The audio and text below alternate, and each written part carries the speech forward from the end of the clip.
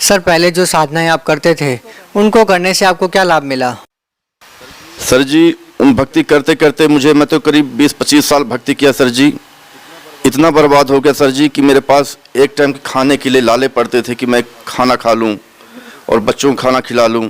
इतना कष्ट मुझे होता था भक्ति सर जी कि मैं कुछ बयान नहीं कर सकता। इन देवी देवताओं से जो मेरे माता पिता करते थे वही मैं भी करते आता था, और बाद में रमान भी सीख लिया था। रमान पाठ, ढोलक बजाना यहाँ भी जाने लगा था। उनसे इतना दुख हुआ मुझे कि मैं कहीं रमान में चला जाता था किसी घर में, तो घर से फ़ोन आ जाता था, बगल वाले फ़ोन कर देते थे कि भगत जी को बुलाओ, बच्चा मरने वाला।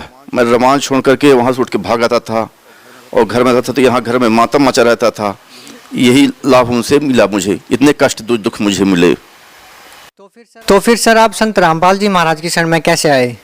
सर जी मेरे ही गांव में कुछ लोगों ने ज्ञान गंगा पुस्तक मंगाई थी। मेरी एक छोटी सी दुकान थी, बाल की दुकान थी। उन लोगों ने कहा कि मुन्ना भाई आपको बहुत कष्ट है, इतना कष्ट आपको देखते हुए हम लोगों को बहुत दुख होता है, आप ज्ञान गंगा पुस्तक पढ़ो। ज्ञान गंगा पुस्तक पढ़ी, मैं पढ़ नहीं रहा था, बोले पढ़ो। मैंने कहा इसमें तो ये ब्रह्मा विष्णु महेश की बुराई लिखी हुई है, मैं नहीं पढ़ूंगा। तो बोले कि आपका कष्ट इसी तो दूर होगा, ये सतगुरु रामपाल जी महाराज बरवाला में आए हुए हैं, आप उनसे उपदेश लो, आपके बच्चे कष्ट वहीं से दूर होगा। बच्चे को इतना कष्ट होता था सर जी, जब भी सोता था वो 8वीं और 9वीं कक्षा में था, तब स्कूल साल में 6 महीने या 4 महीने गया होगा, इसके पहले नहीं गया था। एक बार इतना कष्ट उसका होता था कि 3-3 4-4 घंटे उसको होश नहीं आते थे उस बच्चे को।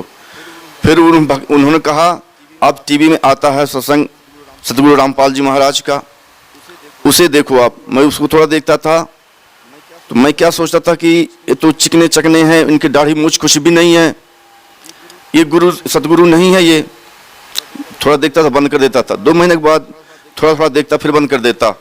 इसके बाद में मुझे ऐसा हुआ, एहसास हुआ कि लोगों ने कहा कि आप वहाँ जाओ। मैंने कहा अगर सतगुरु हैं अगर वो, तो मुझे 2 महीने राहत दे दें, मैं उनके शरण में ज़रूर जाऊँगा।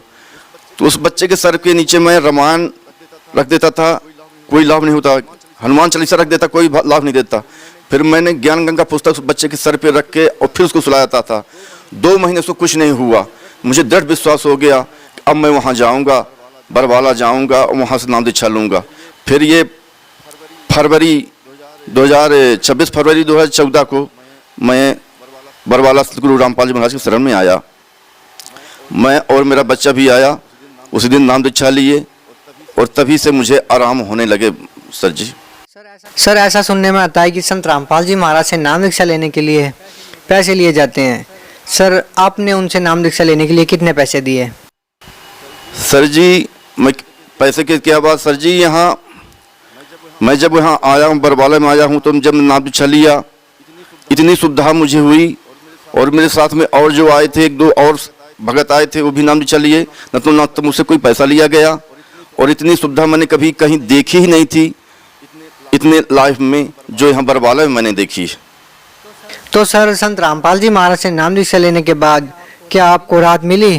क्या आपके कष्ट दूर हुए? सतगुरु रामपाल जी महाराज के शरण में आने से लाभ तो इतने मिले भगत जी सर जी कि मैं क्या बताऊं। मैं घर से बहुत आर्थिक स्थिति बहुत कमज़ोर था, आज उन्हीं की कृपा से 2 वक्त की रोटी खाने को मिल रही है।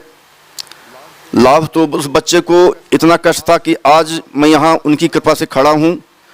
आज नहीं तो अगर मैं सतगुरु रामपाल जी शरण नहीं आता तो मेरा घर शमशान बन जाता सर जी, क्योंकि जब मेरा बच्चा ख़त्म हो जाता तो मैं भी नहीं रह पाता, क्योंकि मेरी इच्छा यही थी कि बच्चा जब तक स्वस्थ नहीं हो जाता, चाहे मेरा तन चला जाए, मैं प्रयास करता ही रहूँगा। लेकिन सतगुरु रामपाल जी महाराज ने ऐसी कृपा, ऐसी दया कर दी, अपने शरण में मुझे बुला लिया। सर जी आज क्योंकि इस संसार में पुत्र शोक और पुत्र मोह से बढ़कर कुछ भी नहीं होता। आज वो पुत्र यहाँ पर बच्चे को यहाँ पर लाया सतगुरु रामपाल जी शरण में, इतना स्वस्थ है, इतना पढ़ने में भी इतना अच्छा भी है आज कि मैं कुछ क्या कह सकूं। एक बच्चा और, मेरे पास 4 बच्चे हैं परमात्मा की कृपा से। वो बच्चा सूरत में रहता है, उसको चेचक निकली आई थी बड़ी वाली, झलक रही थी, मुझको मालूम नहीं हुआ। फ़ोन घर में किया, बोला मम्मी मुझको इतना कष्ट हो रहा, जलन शरीर में हो रही है कि लगता है गोली जहर की गोली खा के मर जाऊं। फिर मुझे उन भक्तिमती ने बताया कि सुनते हो कि आज ये बच्चा क्या कह रहा था। मैंने कहा ऐसा कष्ट बताया नहीं पहले, जबकि नाम नहीं लिया था वो। इसके बाद में पूरा घर सो रहा था, तो मैं रात 11 बजे अपने पूजा स्थल घर में, क्योंकि परमात्मा सत्संग सुनाया करते हैं कि मैं मन से नहीं मिलता, आत्मा से मिलता हूँ। आत्मा से कोई जो कोई पुकारे तब मैं उसकी पुकार सुनता हूँ।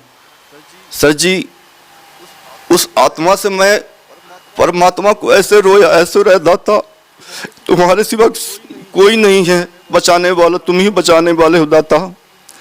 और इस संसार में कौन हो सकता है, न तुम और मेरा धन है, न संपत्ति, कोई कुछ भी नहीं है, और आप ही हो मालिक जो बचा सकते हो। उस बच्चे की जान इतनी कष्ट में है दाता, और न तो मैं दवाई करवा सकता, कुछ भी नहीं करवा सकता। परमात्मा ऐसी रजा बख्शी, 10 मिनट में उस बच्चे के पास परमात्मा पहुंच गए और 3 बार चद्दर उड़ाया उसको, बोला बेटा मैं आ गया हूं, जबकि वो बच्चा परमात्मा की शकल भी नहीं देखा था। सर जी, वो चद्दर फेंक देता था पैर से। फिर सतगुरु रामपाल जी महाराज ने उसके सर पे हाथ फेरा, बोला बेटा मैं हूं ना, तू चिंता मत कर। सर जी, उसके शरीर में ऐसे हो गया जैसे किसी ने बर्फ रख दिया हो, उसका शरीर ऐसे जल रहा था। और उसके बाद में परमात्मा वहां से उसके अंतर्ध्यान हो गए। फिर सुबह जब फोन लगाया, बताया कि सफ़ेद कपड़े में कोई आए थे, मुझको ऐसे कह रहे थे मम्मी मेरे जो शरीर में चेचक निकली हुई है तो दबाता हूँ तो उसमें दर्द भी नहीं होता और भूख भी लगने लगी है। हमने कहा बेटा साबूदाना खाना परमात्मा रजा करेंगे, नाम दीक्षा ले लो, वही कृपा करेंगे, बाकी संसार इस दुनिया में कोई भी नहीं है कि हमारी रक्षा कर सके। इन देवी देवताओं की पूजा करते सब कुछ हार थक चुके हैं, वो तो परमात्मा आ गए हुए हैं, बरवाला में आए हुए हैं, वही हमारी रक्षा कर सकते हैं। हमने कहा बेटा जल्दी ठीक हो जाओ और परमात्मा के शरण में आओ और नाम दीक्षा तुम भी लेकर तुम भी भक्ति करो, वही पूर्ण परमात्मा है और कोई नहीं है। पर वो बच्चा मान नहीं रहा था। फिर समझाने के बाद, बहुत समझाने के बाद, वो भी ग्वालियर जहाँ नाम दीक्षा केंद्र खुला हुआ है, अभी 5-6 महीने हुआ, वो भी नाम दीक्षा ग्वालियर में ले लिया है और मान रहा, भक्ति कर रहा है। और वहीं से हमको कितने कितने लाभ सर जी हुए, मैं कुछ बयान नहीं कर सकता, मेरे पर कितने दया परमात्मा ने की है। आप भगत समाज को क्या संदेश देना चाहेंगे? भगत समाज जी को संदेश नहीं प्रार्थना कर सकता हूँ कि सतगुरु रामपाल जी महाराज इस धरती में आए हुए हैं, पूर्ण परमात्मा कबीर के रूप में आए हुए हैं। इन्हीं से नाम दीक्षा लेकर के इन्हीं से पूर्ण मोक्ष हो सकता है, अन्य किसी देवी देवताओं, किसी धर्म गुरुओं से नहीं हो सकता। जो धर्म गुरु यहाँ बने बैठे हुए हैं उनसे कुछ भी नहीं होगा। आज तक उन्होंने कभी किसी को बताया ही नहीं है। वो सतनाम उनके वो नाम उनके पास हो ही नहीं सकता जो सतगुरु रामपाल जी महाराज का नाम है, जो गीता में लिखा हुआ तत्वदर्शी से संत पहचान बताई है। और भक्त समाज उसी को पढ़ें और समझें, जानें और बरवाला में सतगुरु महाराज जी के शरण में आकर के नाम दीक्षा लेकर के और अपना कल्याण करवाएं। सर, जो लोग संत रामपाल जी महाराज से जुड़ना चाहते हैं, उनसे नाम दीक्षा लेना चाहते हैं, वो उनसे कैसे जुड़ सकते हैं? सर जी, ये 7:30 बजे से टीवी चैनल में साधना चैनल आता है, उसको देखें और नीचे पीली पट्टी में नंबर आते हैं, उन नंबर में फ़ोन लगा लें और उनमें SMS भी कर सकते हैं, ज्ञान की पुस्तक भी मंगवा सकते हैं। और उसको देखने के बाद समझें, जानें कि वास्तविक में ज्ञान का सच्चा ज्ञान कौन है।